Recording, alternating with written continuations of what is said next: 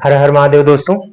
आज हम बात करने वाले हैं क्लास 10th के सबसे इंपॉर्टेंट थियरम, जो कि ट्रायंगल्स का बेस्ट थियरम है। उसी पे पूरा का पूरा चैप्टर डिपेंडेंट है।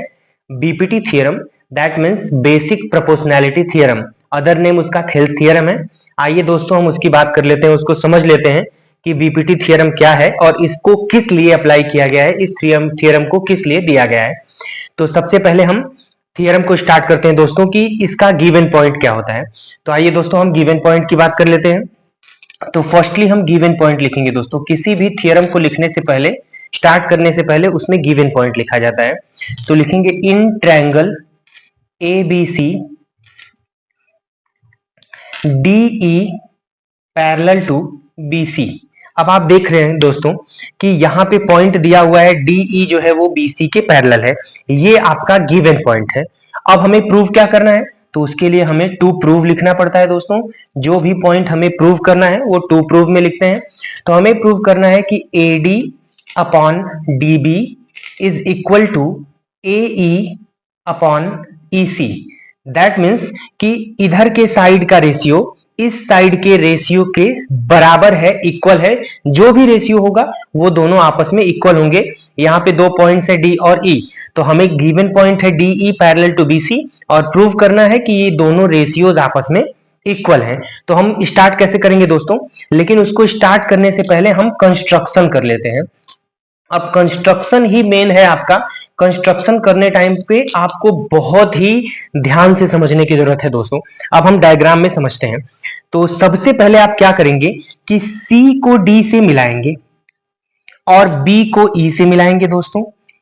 उसके बाद आपको एक काम और करना है, D से आपको एक लाइन खींचनी है जो कि AC के परपेंडिकुलर होगा, और E से एक लाइन खींचनी है जो कि AB के परपेंडिकुलर होगा दोस्तों। ये लाइन हम क्यों खींचते हैं मैं ये समझा देता हूं दोस्तों आपको। हम इस पॉइंट पे नेमिंग कर देते हैं। तो यहां पे ले लेते हैं F और इस पॉइंट पे ले लेते हैं G। अब हम समझ लेते हैं दोस्तों। परपेंडिकुलर है इसलिए 90 डिग्री का एंगल बनाएगा दोनों साइड में। परपेंडिकुलर वर्ड अगर कहीं भी यूज हुआ है दोस्तों तो 100% उसका मतलब 90 डिग्री के एंगल से ही होता है। जैसे मैं आपको एक एग्जांपल समझा देता हूं। मान लीजिए कि हमने एक कोई ट्रायंगल ले लिया।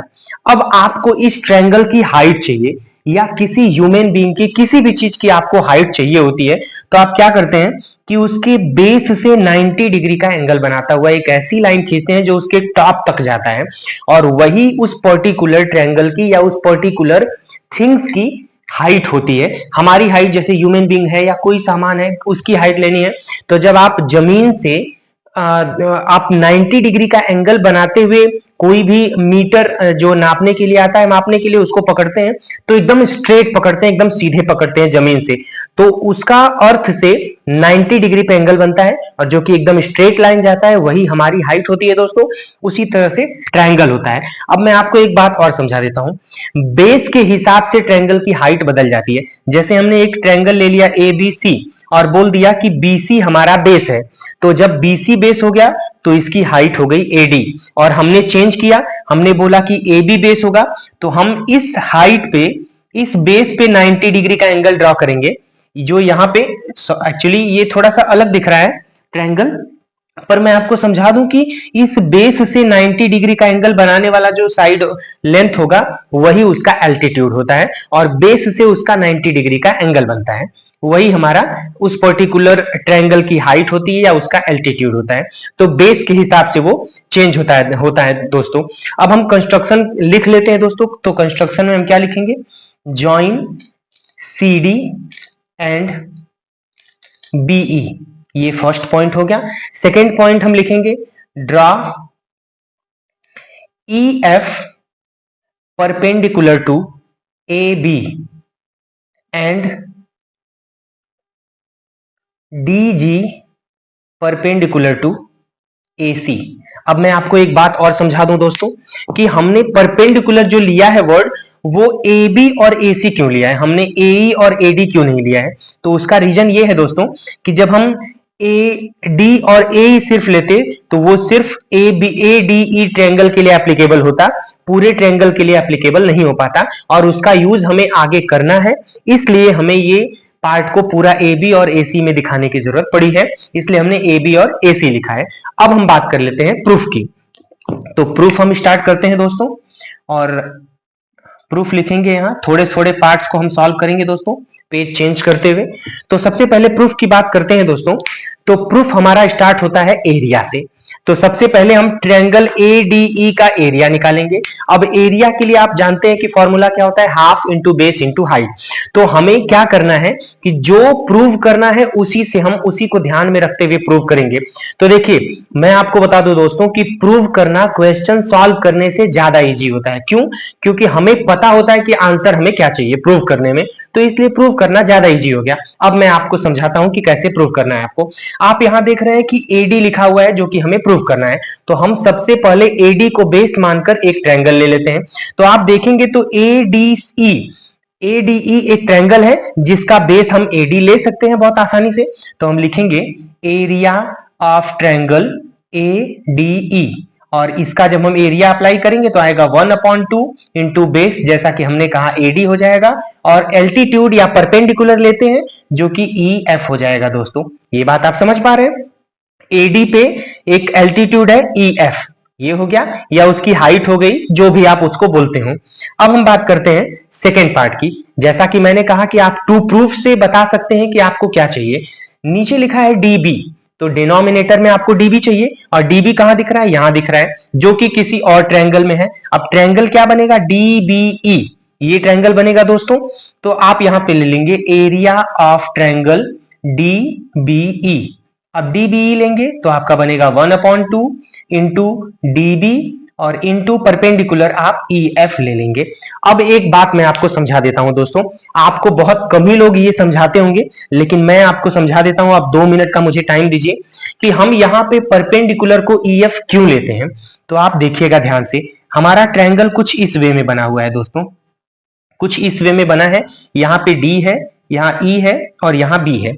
आप जब किसी ट्रायंगल का एल्टीट्यूड निकालते हैं तो उस ट्रायंगल का एल्टीट्यूड, ये कुछ इस वे में बना है दोस्तों, मैं इसको फिर से ड्रॉ कर लेता हूं। उस ट्रायंगल का एल्टीट्यूड जब हम निकालते हैं किसी ट्रायंगल का, तो हमें 90 डिग्री का एंगल बनाना पड़ता है बेस से। और आपका बेस क्या है, ये बेस है आपका। तो बेस से जब हम 90 डिग्री का एंगल बनाएंगे तो कुछ इस वे में बनेगा। अब आप एक बात समझिए दोस्तों कि जब हम ये लाइन को आगे बढ़ाते हैं तो यहां से मिलाने पर वो हमारी एल्टीट्यूड के इक्वल हो जाती है। इसीलिए हमने ए बी पर पूरा पूरा परपेंडिकुलर लिया था। और हमें क्या करना होता है कि हम इस लाइन को ई एफ को बीडी के लिए भी या डीबी के लिए भी परपेंडिकुलर यूज कर लेते हैं। यही रीजन है दोस्तों। जैसे मैं आपको थोड़ा सा शॉर्ट में समझा देता हूं कि हमने कोई ट्रायंगल लिया है, ये ट्रायंगल ले लिया। अब ये हाइट ट्रायंगल की ये भी है, और अगर हम यहां से पैरेलल लाइन ड्रॉ करें तो हाइट ट्रायंगल की ये भी है। दोनों हाइट है उसकी, दोनों एल्टीट्यूड है उसके। तो हम उसके अंदर से बनाएं या बाहर से बनाएं, दोनों ही उसके एल्टीट्यूड्स होते हैं। इस तरह से हमने डीबीई ट्रायंगल में ई एफ को परपेंडिकुलर ले लिया, उसका एल्टीट्यूड ले लिया। इस तरह से हमारा half into dB into E F हो गया। सेम फॉर्मूला हम अप्लाई करेंगे नेक्स्ट के लिए। तो आपका है एई। अब एई हमें प्रूफ करना है, तो हमें ए कहां मिलेगा, एडीई, यानी सेम ट्रायंगल में मिलेगा। तो हम लिखेंगे area of triangle A DE, लेकिन बेस आपका बदल जाएगा। तो आपको लिखना है 1/2 into base AE into perpendicular आपका बदल गया डीजी। ये हो गया आपका नेक्स्ट पार्ट। अब हम बात कर लेते हैं नेक्स्ट ईसी की। ईसी बेस किस में आएगा, दूसरे ट्रायंगल में। तो हम लिखेंगे एरिया ऑफ ट्रायंगल, किस ट्रायंगल की बात करेंगे दोस्तों, ईसीडी की बात करेंगे, ईसीडी। और इस ट्रायंगल में आएगा half into base, that means EC, और परपेंडिकुलर हो जाएगा दोस्तों जीडी या डीजी। ये आपका परपेंडिकुलर हो गया। तो इस तरह से दोस्तों ये हमारे चारों एरियाज मिल गए जो जिससे कि हमें इसको प्रूव करना है। तो अब मैं आपको नेक्स्ट पेज पर इसको समझा देता हूं दोस्तों कि हम इस एरिया को अप्लाई करके जो हमें प्रूव करना है वो कैसे प्रूव करने वाले हैं। अब हम बात कर लेते हैं दोस्तों कि एरिया को डिवाइड कैसे करेंगे। हमें चाहिए क्या, एडी अपॉन डीबी। तो फर्स्ट एरिया हमने क्या लिखा था, इन दोनों को जब तक डिवाइड नहीं करेंगे तब तक हमें एरिया नहीं मिलेगा। तो हम लिखेंगे area of triangle ADE divided by area of triangle DBE. इन दोनों एरियाज को डिवाइड करेंगे दोस्तों, तो 1/2 into AD into EF divided by 1/2 into DB into EF। अब इस तरह से आप देख रहे हैं 1/2 कैंसिल, EF कैंसिल, यानी कि हमारी वैल्यू क्या मिल गई, AD/DB। ये हमारी वैल्यू मिल गई जो कि हमें प्रूव में चाहिए थी। टू प्रूफ में फर्स्ट पॉइंट लेफ्ट साइड का आपका यही था। अब हम राइट साइड की बात कर लेते हैं। तो राइट साइड के नंबर्स को डिवाइड करेंगे, area of triangle ADE divided by area of triangle ECD। Area of triangle ECD is equal to 1/2 into AE multiply with DG divided by 1/2 into EC into DG। इस तरह से आप देख रहे हैं 1/2 कैंसिल हुआ दोस्तों, DG कैंसिल हुआ और आपकी वैल्यू मिल गई AE/EC। ये है आपका राइट साइड दोस्तों, जिससे कि हमने ये बता दिया कि लेफ्ट साइड भी आपका मिल गया है, राइट साइड भी आपका मिल गया है। लेकिन इसमें एक छोटी सी प्रॉब्लम है दोस्तों। अब ये तो आपने दिखा दिया कि लेफ्ट साइड मिल गया और राइट साइड मिल गया, लेकिन आप देख रहे हैं कि जिन एरियाज को हमने डिवाइड करके ये रेशियो फाइंड आउट किया है, क्या वो दोनों रेशियोज आपस में इक्वल हैं, और हमें उन्हीं दोनों को आपस में इक्वल प्रूव करना है। तो आप देख रहे हैं कि दोनों का न्यूमेरेटर यानी ऊपर की जो वैल्यू है, दो जो ऊपर के ट्रायंगल्स हैं उनका एरिया सेम है, एरिया ऑफ ट्रायंगल ADE दोनों में कॉमन है, लेकिन बेस में जो वैल्यू गिवन है वो डिफरेंट है। दैट मींस डिनोमिनेटर में जो वैल्यू गिवन है वो डिफरेंट है। That means area of triangle DBE, area of triangle ECD, ये दोनों अलग अलग ट्रायंगल के एरियाज हैं जो कि इक्वल नहीं है आपस में, ये हमें पता नहीं है। तो हम उनके रेशियोज को डायरेक्टली बिना उनको प्रूव किए कि वो दोनों इक्वल हैं डायरेक्टली इक्वल नहीं लिख सकते दोस्तों। तो सबसे पहले उन दोनों को हमें इक्वल प्रूव करने की जरूरत पड़ेगी। तो सबसे पहले हम ये अप्लाई करते हैं कि वो दोनों इक्वल हैं या नहीं, और अगर इक्वल हैं तो किस रूल से, किस प्रोसेस से, किस थियरम से दोनों आपस में इक्वल होंगे। और जैसे ही उन दोनों थियरम्स को हम आपस में इक्वल दिखाएंगे, हमारा क्वेश्चन सॉल्व हो जाएगा, क्योंकि ऑलरेडी हमने दोनों लेफ्ट साइड और राइट साइड पॉइंट आउट करके रखा है, सिर्फ हमें दोनों को इक्वल दिखाना है। तो अब हम लास्टली बात कर लेते हैं दोस्तों, 1-2 मिनट और लगने वाला है, प्लीज हैव अ पेशेंस, और हम बात कर लेते हैं कि वो दोनों आपस में इक्वल कैसे हैं। अब हम लिख लेते हैं दोस्तों, area of triangle DBE is equal to area of triangle ECD। ये दोनों आपस में इक्वल होंगे दोस्तों, और हमने जो दोनों पॉइंट आउट किए थे लेफ्ट साइड को और राइट साइड को, उनको फर्स्ट और सेकंड इक्वेशन मान लेते हैं और इस इक्वेशन को थर्ड इक्वेशन मान लेते हैं दोस्तों। अब ये दोनों आपस में इक्वल कैसे हैं दोस्तों, ये हमें लिखना पड़ेगा। तो हम सबसे पहले लिखते हैं therefore triangle DBE and triangle ECD are on the same base, are on the same base DE। ये दोनों सेम बेस DE पर हैं, इस तरह से दोनों इक्वल होंगे। And between the same parallels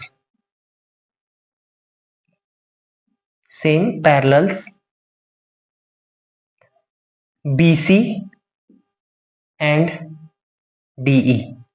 तो आप इसको समझ लीजिए दोस्तों कि कोई भी दो पैरेलल लाइंस के बीच में सेम बेस पर बनने वाले दोनों ट्रायंगल्स का एरिया आपस में इक्वल होता है, यही बात वो बोल रहा है। इस तरह से ये एरिया इस एरिया के इक्वल हो जाएगा, और हम इक्वेशन फर्स्ट, सेकंड और थर्ड को जब कंपेयर करेंगे तो हमें डायरेक्टली मिल जाएगा। तो हम लिखेंगे from equation first, second and third we get